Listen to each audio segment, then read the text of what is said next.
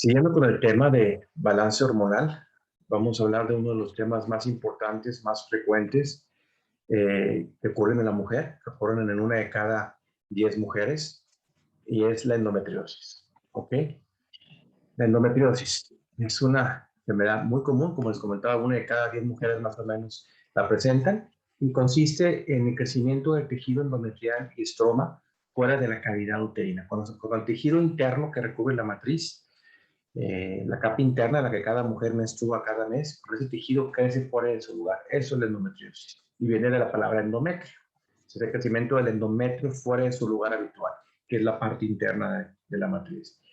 La adenomiosis es la presencia de tejido endometrial en el miometrio, en el útero.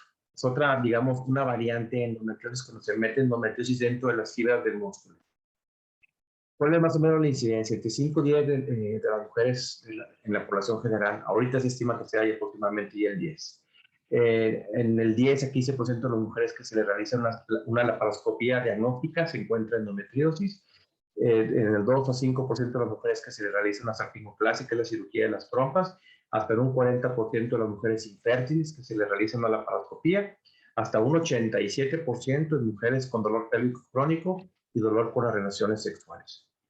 El 50% o más de las mujeres con cólicos menstruales. Esta estadística varía mucho, pero más o menos es un promedio estandarizado general.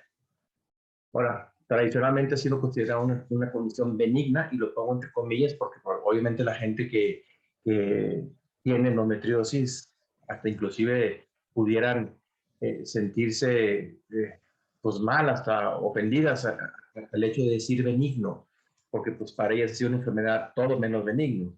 Cuando yo digo benigno es porque no es un cáncer. Entonces, aunque se pueda comportar similar a un cáncer y demás, no es un cáncer, por eso se le denomina benigno. Más o menos en el 95% de las mujeres, de los casos afecta a mujeres en edad reproductiva. Actualmente se estima que entre 5 y 12 millones de mujeres padezcan la endometriosis. Se ha encontrado en mujeres desde los 10 años hasta los 76 años de edad.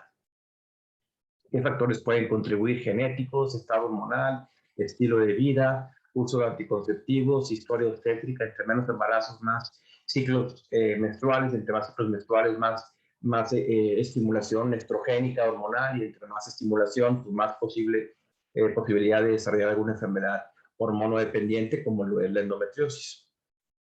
Factores anatómicos como que tengan un cuello muy cerrado, alguna alteración, alguna malformación uterina, una estenosis cervical, etcétera, que pueda esto contribuir a que haya un mayor flujo retrógrado. Raza. Las razas también se ha estudiado en diferentes razas, siendo la raza blanca, caucásica, y algunos asiáticos también como los que tienen un poquito más de probabilidad. Factores ambientales, la dieta y los estrógenos o los estrógenos ambientales, algunos factores dietéticos que vamos a ver más adelante. ¿Qué sintomatología puede haber o puede ocurrir en la endometriosis? Vamos a ver que es una sintomatología muy variada, muy eh, eh, multiorgánica, como no nada más relacionado con los tejidos ginecológicos, la matriz, ovarios, etcétera, sino síntomas más sistémicos, más generalizados, que a veces nunca nos imaginaríamos que fuera a lo mejor debido a una posible endometriosis. Y de los principales es la dismenorrea o el cólico menstrual típico, o también dolor durante todo el ciclo. Eso se presenta en el 95% de los casos. Fatiga, sentirse exhausto en el 87%.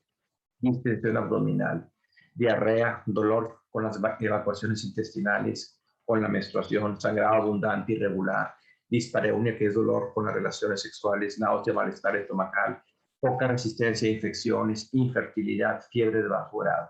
Como veremos, son síntomas que a veces pudieran también pasar desapercibidos o pudieran pasar como si fuera de otra enfermedad diferente, ¿verdad? Cuando muchas veces puede ser debido directa o indirectamente a la endometriosis. Otras manifestaciones de la endometriosis pueden ser alergias y sensibilidades químicas, infecciones vaginales recurrentes, síndrome premenstrual, fibromialgia, fatiga crónica, un hipotiroidismo que se presenta hasta en el 42% de los casos, esclerosis múltiple y lupus hasta en el 12% de los casos. Y también hay una mayor predisposición de enfermedad fibroquística de mama, miomas y de resistencia a la insulina. Todo esto se tiene que tomar en cuenta cuando veamos a una mujer con endometriosis. endometriosis. Mitos comunes. Sus mitos, es increíble cómo creo que esta diapositiva la hice hace como 23, 24 años y sigo viendo los mismos mitos. Casi un cuarto de década después, de siglo después, sigo viendo los mismos mitos, sigo escuchando los mismos mitos de pacientes, sigo escuchando los mismos mitos de pacientes que se los dijeron sus doctores, a veces ginecólogos que le dicen este tipo de mitos. Todas las mujeres tienen cólicos. Claro que no, pues no, estamos normalizando algo que no debería de ser normal. Un cólico de vez en cuando, alguna mujer que en algún ciclo tiene un ciclo más fuerte, más abundante, más sangrado y que le dio un poquito más de dolor, pero porque luego ya no, ya tiene rachas sin tener dolor, bueno, pudiera ser algo normal. Pero una mujer que tiene cólicos fuertes, incapacitantes, que ocupa tomar medicamento, que van en aumento progresivo y demás, esto no puede ser normal. Otro de los mitos, ciertas mujeres pueden vivir con ellos porque ellos no. También normalizamos eso, entre hermanas o entre madre e hija que tienen cólicos, pues casi parecía una competencia, le dice la hija a la mamá, mamá, tengo mucho cólico, la mamá, mi hijita, yo también tuve cólicos, aguántate, yo me aguantaba, ¿por qué no te aguantas tú? Me explico, entonces estamos normalizando algo que no debe ser normal, porque si un cólico fuerte, incapacitante, no podemos considerar lo que es algo normal. Otro de los mitos es, todo está en la cabeza de una. No, seguramente es algo psicológico, seguramente estás exagerando, seguramente lo tienes todo en tu cabeza, quieres faltar a clase, etcétera. Es algo terrible, porque muchas mujeres que padecen esta enfermedad, que tienen cólicos muy fuertes, realmente ya no saben ni qué hacer, porque probablemente no les vayan a creer, o le digan a su mamá o a los maestros y demás, y piensan que quieren faltar, o que están sacando un pretexto, y eso es terrible para la mujer que lo padece. Entonces muchas veces se tiene que aguantar, o se está aguantando muy fuerte su dolor, contarle que no le diga nada, y tampoco te vale esto, ¿no? Otro de los mitos, cuando te cases, ¿qué te pasará?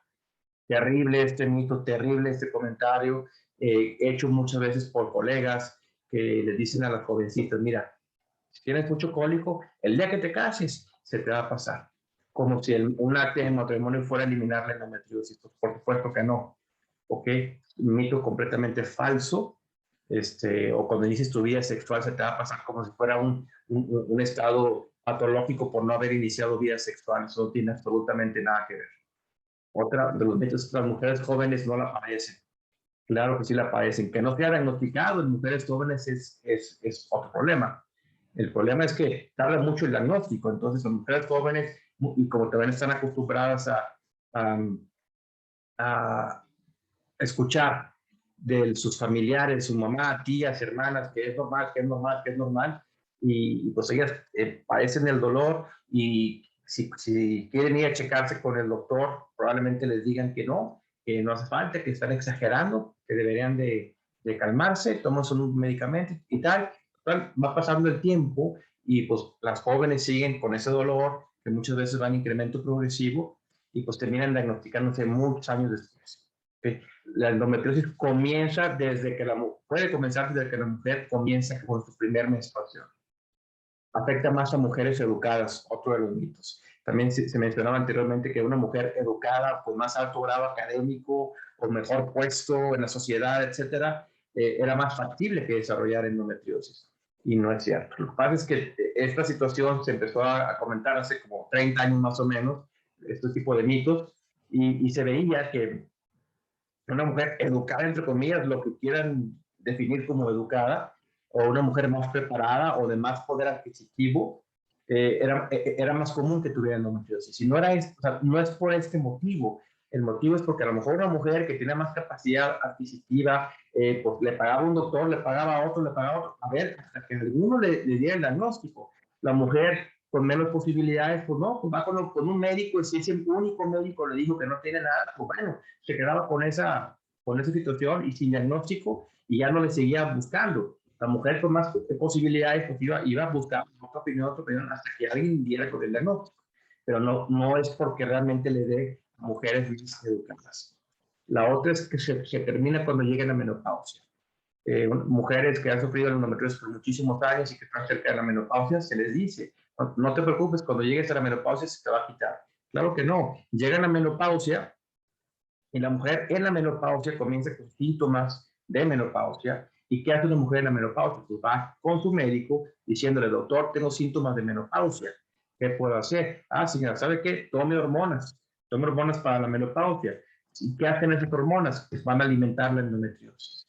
Entonces, aunque ya se haya calmado un poco la endometriosis cuando se estableció la menopausia, el hecho de tomar hormonas posteriormente puede agravar la endometriosis. O también hay producción hormonal no nada más por los ovarios cuando llega la menopausia, sino también por tejidos, por otros tejidos como el tejido de grasa.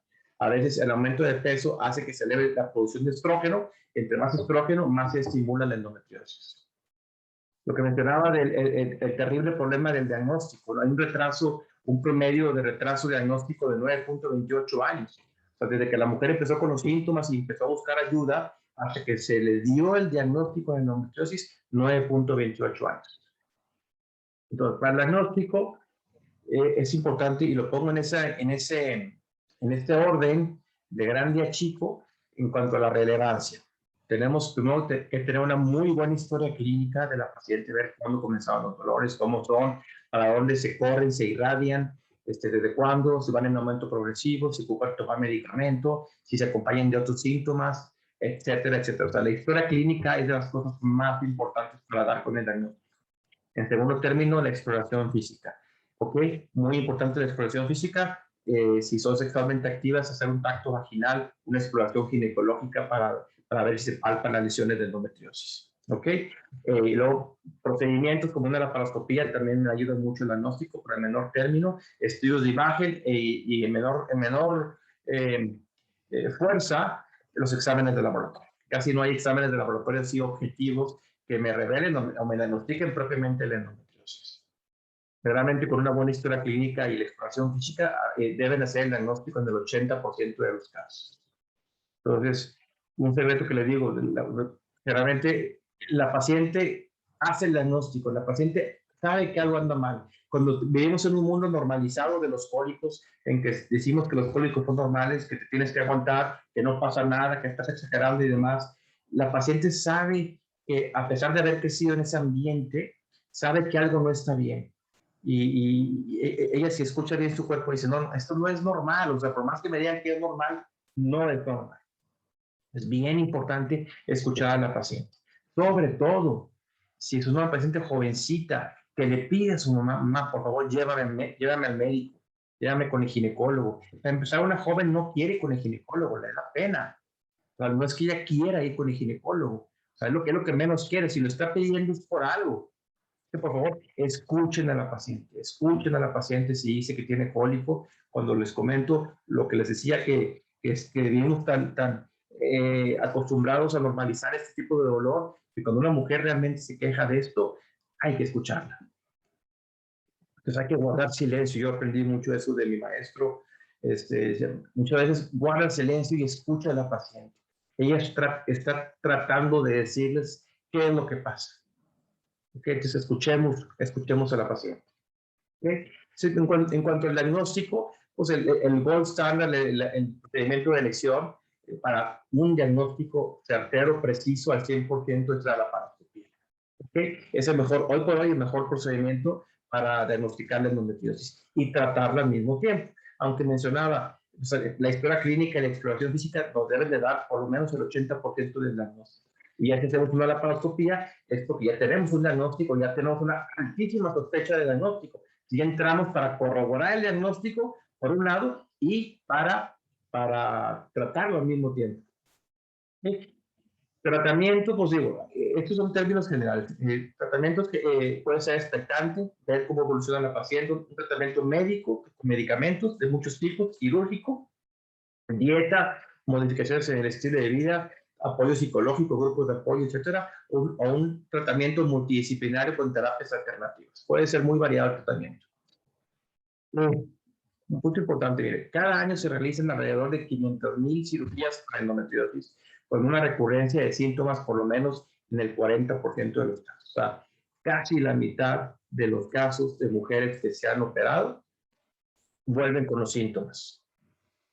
O bien, tolerar los efectos secundarios de los medicamentos empleados para tratarla, pues también llega a ser muy fuerte. O sea, la poca tolerancia a todos los medicamentos que existen para tratar la endometriosis. Entonces, realmente al ver este dato, pues es terrible. O sea, está una enfermedad sumamente común, una enfermedad muy operada, muy tratada quirúrgicamente o médicamente, y el índice de satisfacción, de curación, de mejora es bajo realmente. Esto nos habla de que estamos haciendo o no estamos haciendo bien las cosas.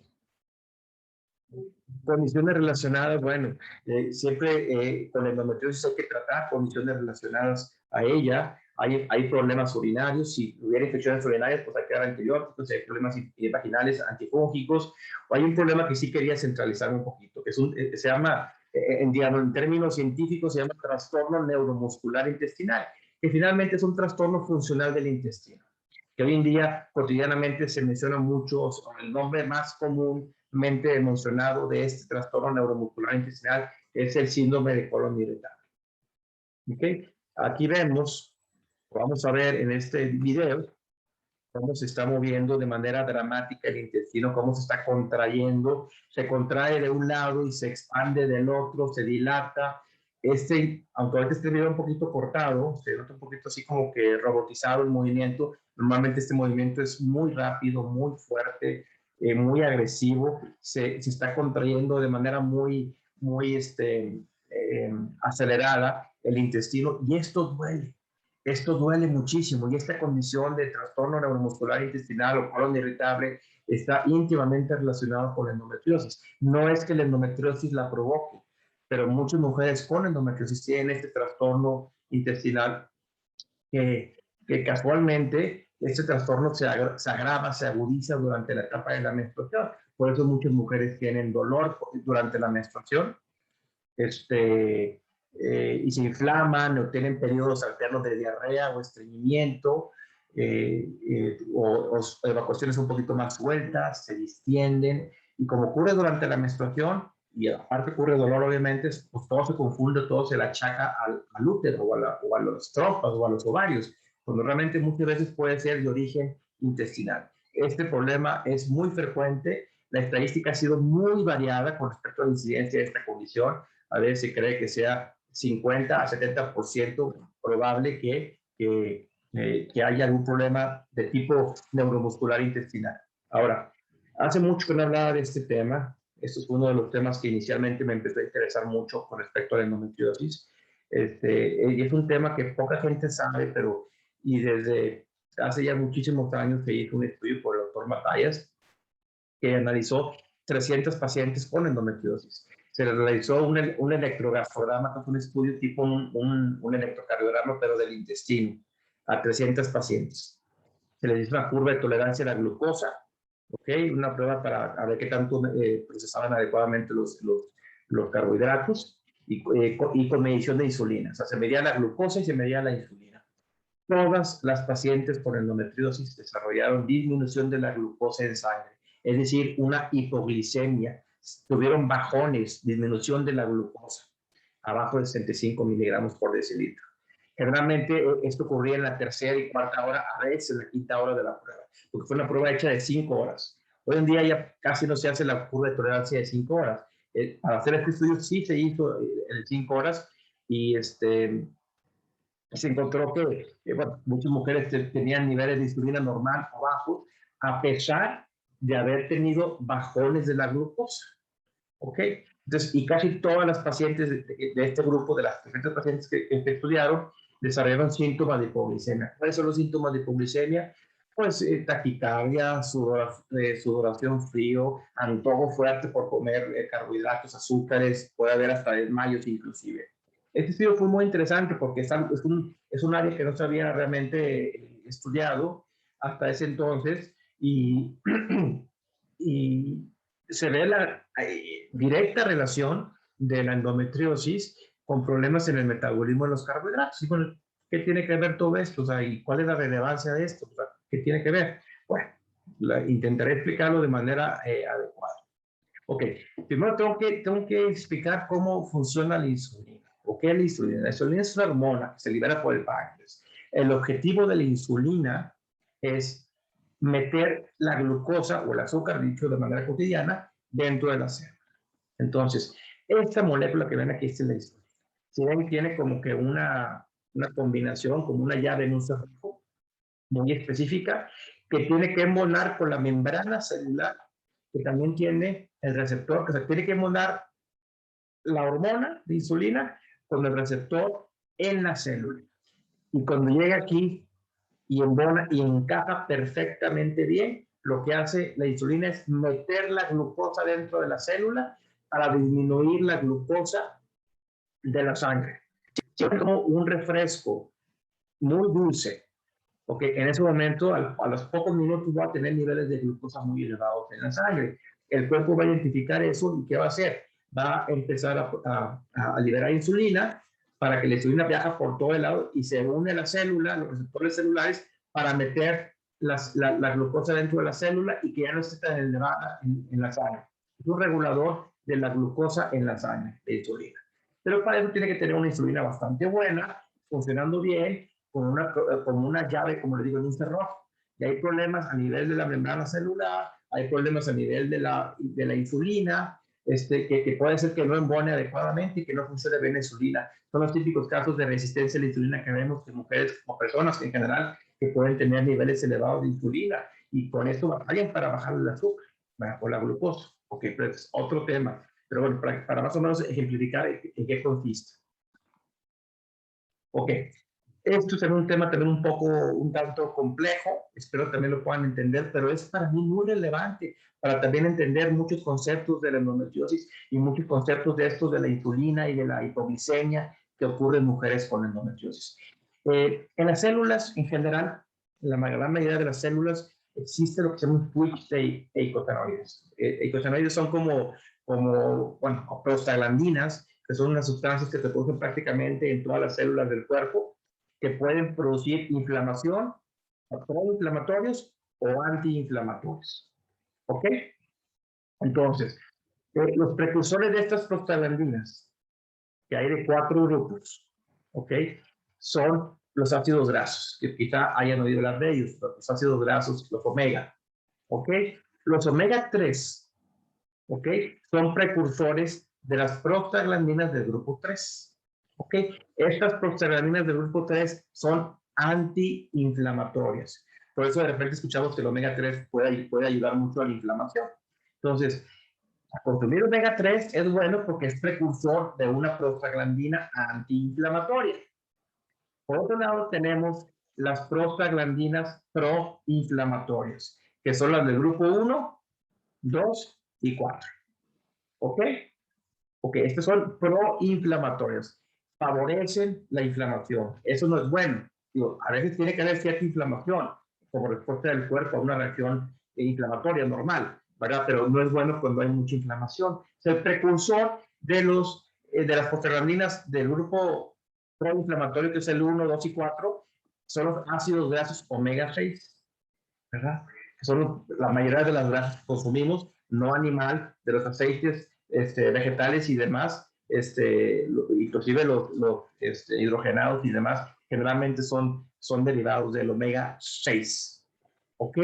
Este omega 6 es el precursor, ¿ok? De estas prostaglandinas proinflamatorias. Perdón, les dije que la 1 era proinflamatoria. Disculpen, la 1 y la 3 son antiinflamatorias y la 2 y la 4 son proinflamatorias. Ok, el punto que es importante es que el omega 6 también es precursor de esto, pero lo que determina que este omega 6 se convierta a la prostaglandina antiinflamatoria, como es la de grupo 1, o se vaya a la 2 y la 4, que es proinflamatoria, que es negativo, que afecta el cuerpo, que afecta la inflamación, aumenta el dolor, etcétera, es la insulina. ¿Qué quiere decir? Entre más insulina haya, más conversión del omega 3 hacia las prostaglandinas inflamatorias. Por eso decimos cotidianamente que tener insulina de más puede ser inflamatorio. Tener insulina de más es un estado proinflamatorio en general, pero ya metiéndome en la bioquímica, el por qué decimos que la insulina de más provoca inflamación, es porque es la que hace que los omega 3 que consumimos o que producimos se conviertan al 2 y 4, en vez del 1, que es antiinflamatorio. ¿Ok? Entonces, la insulina es lo que hace el switch. O sea, entre más insulina, más conversión de 2 y 4 proinflamatorio. Pero algo también que les quiero comentar, no nada más tiene que haber más insulina, sino también si yo puedo tener insulina normal, en cantidades normales, como pasó las mujeres con endometriosis. Inclusive tenían niveles normales o hasta más bajos de insulina. Sin embargo, hacían picos o, bueno, cuadros de hipoglicemia, o sea, se les bajaba el azúcar de más. ¿Por qué? Porque son muy sensibles a la insulina. Y fue donde se le catalogó y se consideró la enfermedad de la endometriosis como una enfermedad de la sensibilidad a la insulina. Es decir, mujeres con endometriosis suelen ser más sensibles a la insulina. Aunque no tengan insulina de más, su cuerpo reacciona como si tuvieran insulina de más. ¿Ok? Y si son más sensibles a la insulina, es como si tuvieran mucha insulina. Y al final del día, la reacción bioquímica dentro de la célula es igual. Se van a convertir más prostaglandinas del grupo 2 y 4 que son proinflamatorias. ¿Ok? Entonces, insulina de más o ser más sensibles a la insulina provoca inflamación. ¿Ok? Creo que esto haya quedado claro, porque es un término un concepto que realmente muy poquita gente sabe o conoce. Gracias a Dios me tocó estar en todos estos estudios y hace muchísimos años y estar con el autor con los autores de este trabajo y luego vivir en carne propia 3 años de mi vida siguiendo viendo este tipo de resultados repetidamente en pacientes subseculares. Entonces, las prostaglandinas del grupo 2 y 4 son inflamatorias, producen la enfermedad, producen el trastorno neuromuscular intestinal, hipertensión, enfermedad cardíaca, diabetes, endometriosis, ovario poliquístico, depresión, alcoholismo, etc.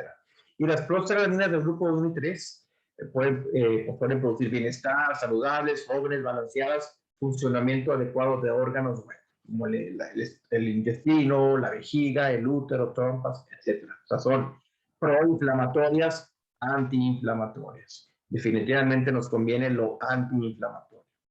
¿Okay? Este switch, como mencionaba, no distingue entre cuando hay mucha insulina, como en el caso de la resistencia a la insulina, de cuando la membrana es muy sensible a la propia, que es la sensibilidad de la insulina.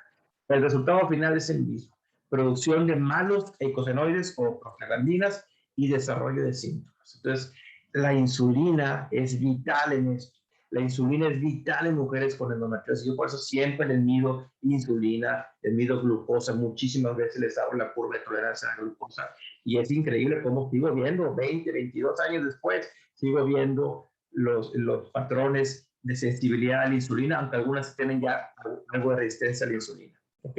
Y finalmente son mujeres que típicamente tienen más dolor, están más inflamadas. Les mido marcadores de inflamación en la sangre y encuentro patrones inflamatorios muy importantes. ¿Qué quiere decir? Que están inflamadas, están produciendo constantemente prostaglandinas inflamatorias. Todos los antiinflamatorios que conocemos, la gran mayoría de los típicos como el ibuprofeno, el Motrin, el naproxeno, el ketoprofeno, los inhibidores de la COX-2, los típicos antiinflamatorios.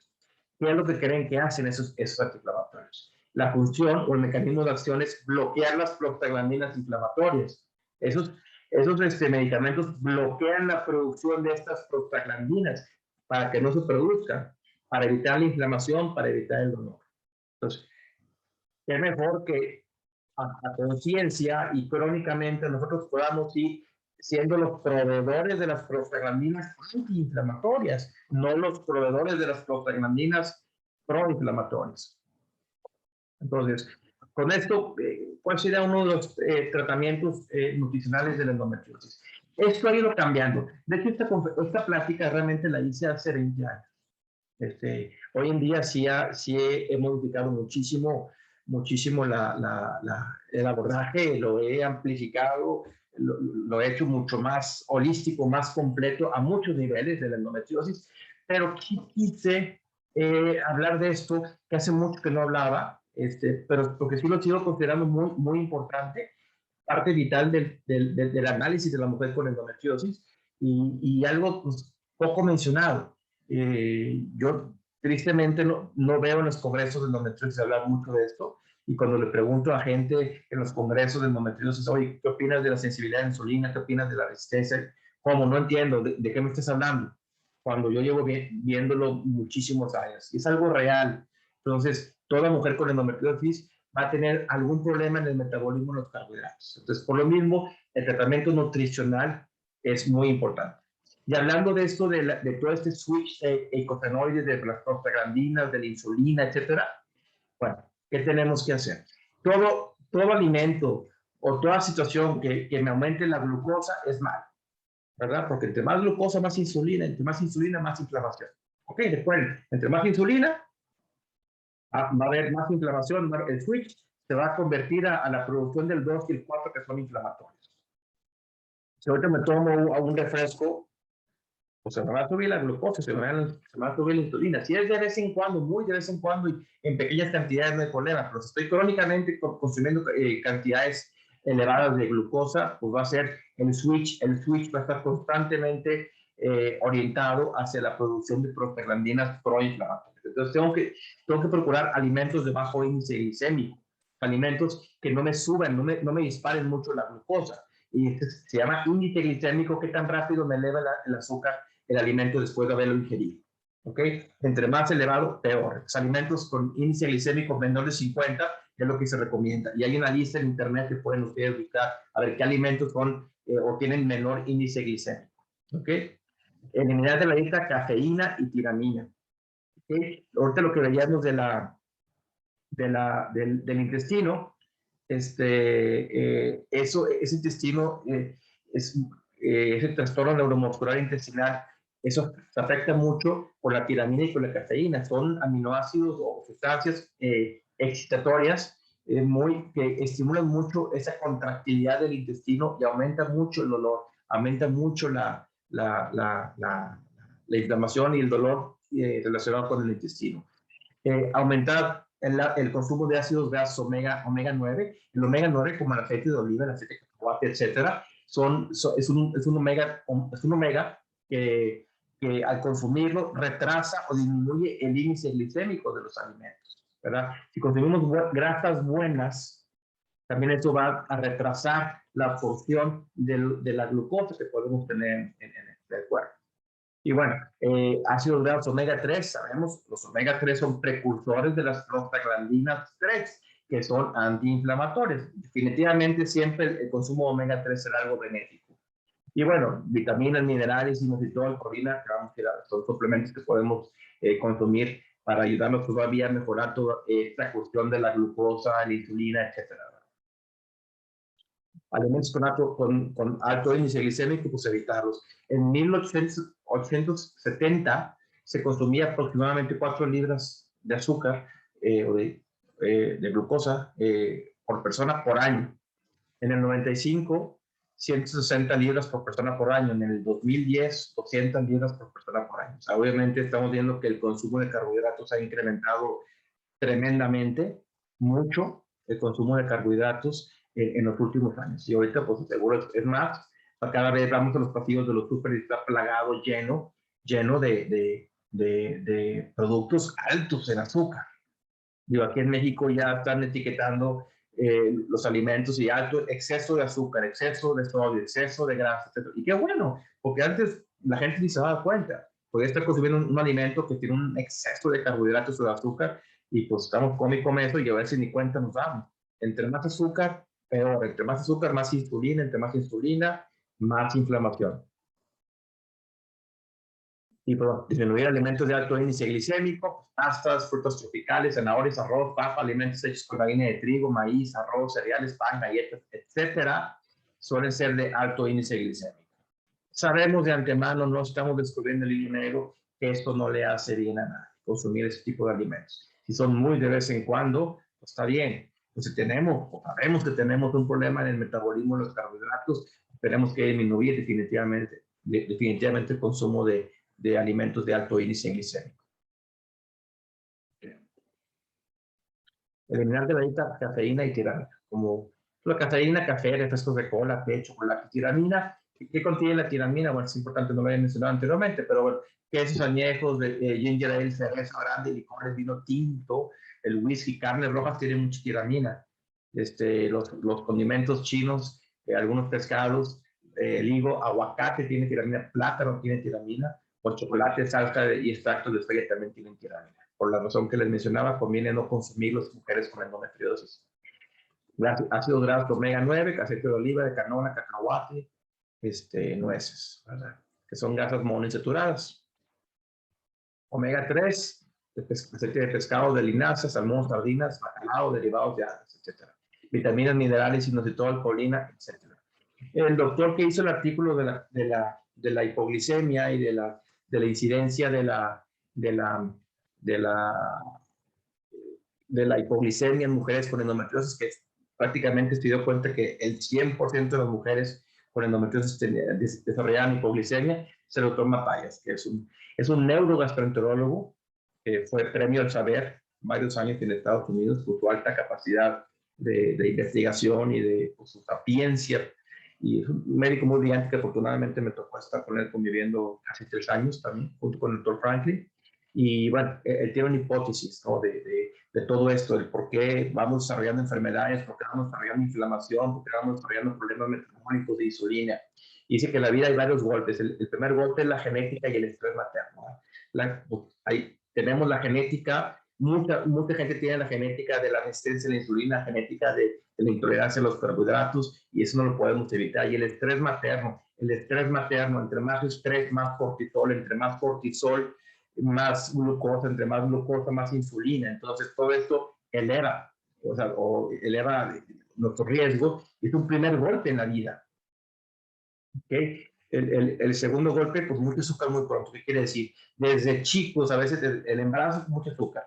Al niño le estamos dando, a veces para mantenerlo contento, callado, apaciguado, hay dulce, la galleta, y le estamos dando mucho azúcar muy pronto en su vida. Ya lo estamos exponiendo a niveles elevados de glucosa desde muy chiquito. Tercer golpe, interacción familiar. A veces cada vez las interacciones familiares se hacen un poquito más tórpidas, más difíciles, más complejas.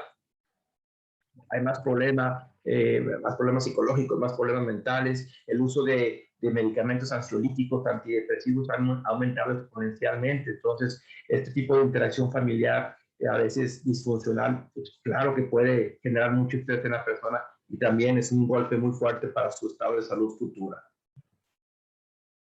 La menstruación. La menstruación, fíjese, porque pongo la menstruación, no es que sea algo malo como tal, pero bueno, todas las mujeres cuando van a menstruar, justamente cuando están menstruando, liberan varias sustancias, ¿ok? Y inclusive justo antes de la menstruación empiezan a liberar sustancias. Una de las sustancias que se llama factor de necrosis tumoral alfa, una sustancia que se produce por la menstruación. Esta sustancia, digamos que estimula la producción de insulina. O sea, tiene una retroalimentación positiva hacia la liberación de la insulina. Entonces, entre más insulina, pues se sube la insulina, se baja el azúcar en la sangre. ¿Por qué creen que muchas mujeres antes de la menstruación tienen el antojo por comer azúcar? Tienen mucho antojo por comer azúcar. A veces es el azúcar, a veces es el chocolate. Eso también se puede ver a una deficiencia de magnesio, pero bueno, típicamente el antojo en general es por el azúcar antes de la menstruación, y es precisamente porque esta sustancia de factor de necrosis tumoral alfa estimula la liberación de la insulina. ¿Okay? El quinto golpe, pues infecciones y toxinas. Hay muchas infecciones que pueden también aumentar la producción de insulina, pueden debilitar el sistema inmunológico, provocar inflamación, y esta inflamación al mismo tiempo eleva el cortisol, y bueno, es un círculo vicioso que se va desarrollando para aumentar también esta intolerancia a los carbohidratos.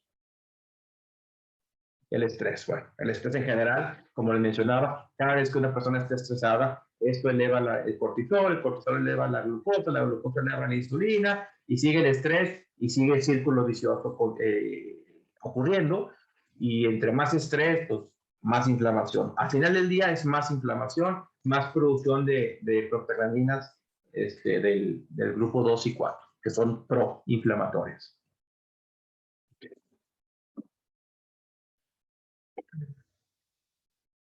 Hasta aquí termino esta parte. Esta es la parte 2, ya seguiremos después con la parte 3.